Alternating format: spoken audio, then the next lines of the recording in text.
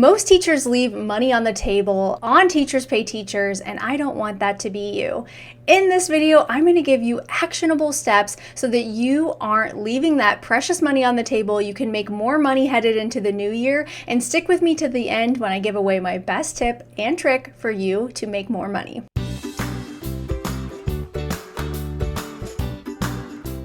Hi, my name is Molly, and I'm a 5th grade teacher who helps teachers just like you start and grow your own Teachers Pay Teachers store.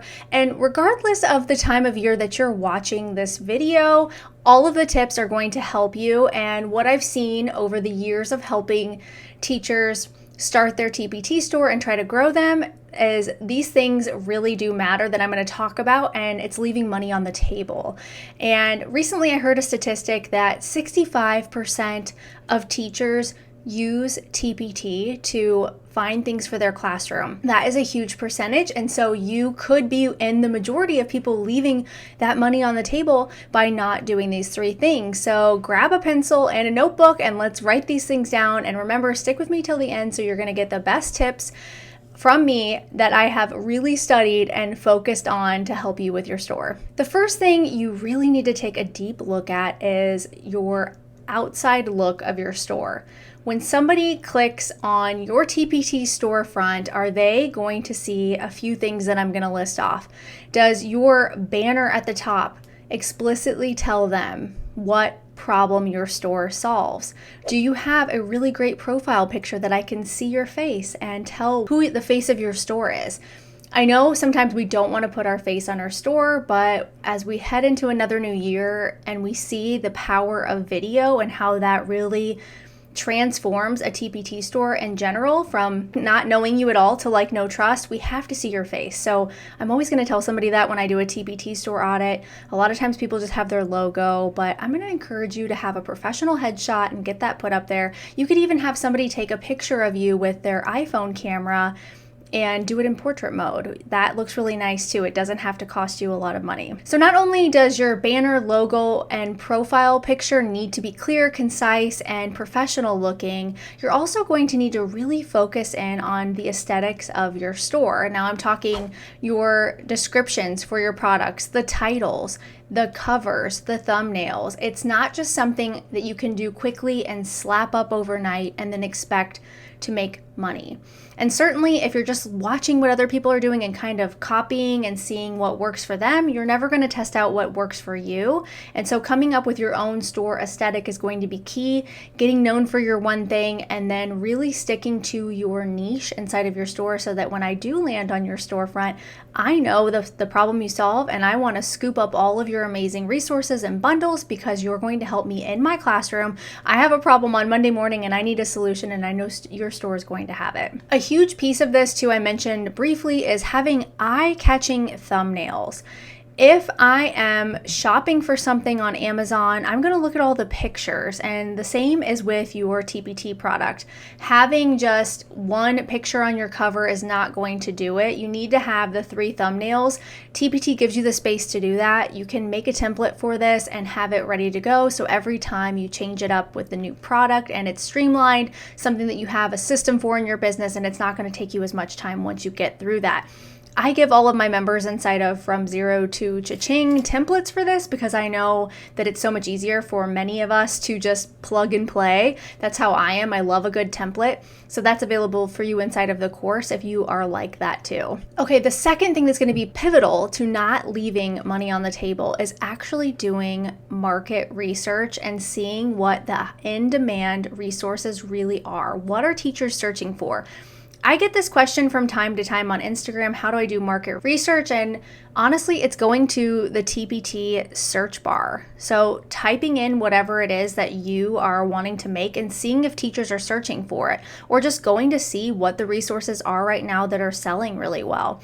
TPT has a newsletter for their sellers, and they give you lots of tips and tricks. You can get those from them, but you can also roll up your sleeves and do the work too. Anytime you have a new product idea, I'm going to highly encourage you to search what you would name it first on TPT to see what the competition is like out there, and so that you can get in with some of that keyword ranking. And if I'm speaking a different language to you right now, I just mean Keywords are search engine optimized words so that you're speaking the language of what Google is speaking, so that you're going to rank whenever somebody takes to Google, somebody takes to Teachers Pay Teachers to look for that exact product that you've made, and you're pleasing the algorithm by giving it the name that you're looking for.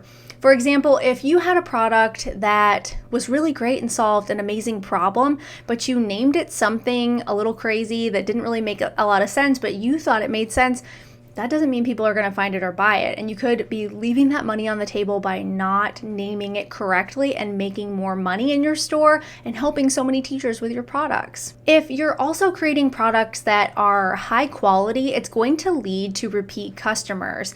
And if you know anything about marketing, then you know it's more cost effective to retain a customer than it is to get a new one. So you want those raving fans coming back to your store because you've created the next thing in the product line that they know that they're going to need. And hopefully you have an email list too that you are nurturing and letting them know every time you have a new product. But high quality is going to win anytime over just pumping out products for the sake of having a lot of products in your store. I do think having more products in your store over time is going to benefit you in sales if you're doing all the things mentioned in this video. However, if you have 100 crummy products versus somebody else who has 10 amazing ones, it's not going to make that much of a difference. The other person is going to make more sales because they're actually doing all the proper things in the right order. Another caveat to all of that I mentioned before is having a template for all the parts of your store is going to have such an effect on the money that you make because you're creating time-saving strategies. This means that every time you sit down to make a new TPT product, you have a process for the creation part. You know how long it's going to take. You have a template for the description and the thumbnails, the preview, and then it's easier for you to post that. Again, these are all inside of From Zero to Cha-Ching if you're looking for a one-stop shop solution for every part of posting a product. I even have a TPT product checklist so you know what you need to do every time you are sitting down to post a product. That is going to create more funds in your business over time if you're more efficient with your time. Think about how much more you could do if you had a system in place for actually posting your products. The last tip, I'm going to dive a little bit into marketing for your TPT store, and this is a big area that people leave money on the table. You don't have to be an Instagram superstar to make money, but you do need to show up for your audience and show how you're solving a problem. That builds like no trust. I'm far more likely to go click a link in your stories if I feel like I know you, I've been in your classroom, I've seen the problems you solve, I see how you're using the product as a solution, versus just going and clicking on something randomly unless it happened to pop up in the algorithm and I was able to find something. Like no trust is going to be huge, and a great way to leverage that is by showing your face on Instagram and TikTok even. But if you want to start with one, I would encourage you to start with Instagram and really build up your stories and talk to your audience like they're there, even if they're not there yet. Believe me, I know what it's like to start from scratch and not have a following. So you just have to show up and be consistent and not salesy, but showing how you solve problems and just be your relatable self. Other teachers want to hear from other teachers. We are kind of starved for that at the end of the day. We've been around kids all day. It's nice to hop on Instagram and see what your favorite teacher bestie is up to and see what they've done in their classroom. And likely if they're following you, it's because you have something in common, and then the solution that you've created is going to fit a need for them in their own classroom. Pinterest is the other thing that you really need to focus on to stop leaving money on the table. If you don't have a strategy for that, it's not as hard as you're making it. I do have lessons inside of From Zero to Cha-Ching on this. I'm not a Pinterest expert, but I have done a deep dive on it as well, and so that I could be more knowledgeable for my students inside of the course.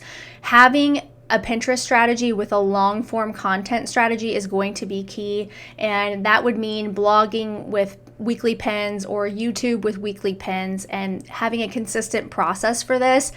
I'm to the point now where my virtual assistant has taken over Pinterest for me, which is wonderful. And Monday are her Pinterest days, and she's making pins for my YouTube videos and my blog posts and new TPT products as well. So if you want the inside scoop on how to do that, I'm very transparent inside of the course, and I show you how to do everything based on what is working well in my store and for my students as well. And I'm always updating lessons because things change over time, and Pinterest has changed a lot in the last year or two. So there's some new updates to that as well. The last thing I'm going to mention for your TPT store, if you're really looking to stop leaving money on the table, is starting your email list. You need to have that up and going so you can nurture your weekly content with your email list and solve problems for them with your TPT products. I'll be testing out a lot of these strategies in the coming new year. I have really flipped the script on what I'm trying out, and I'll be sharing that with you, of course, inside of From Zero to Cha-Ching. I hope this video helps you today to know that you could be making more money inside of your TPT store, and these strategies are all meant to excite you, but also give you an actionable plan. And like I said, number 3, the marketing part, I think is really something you should focus on in the new year and overcome your fears. We've all been there, and showing our face on camera is tricky. I'm doing it here on YouTube. It took me a while to warm up to it, but you can do it too. I'm not a unicorn, and the steps that I share with you here on YouTube are meant to get the ball rolling and for you to take action. I hope to see you inside of From Zero to Cha-Ching. You're ready for a new year, a new plan, a new you, and we'd love to welcome you inside. Thanks so much for watching, and I'll see you next week.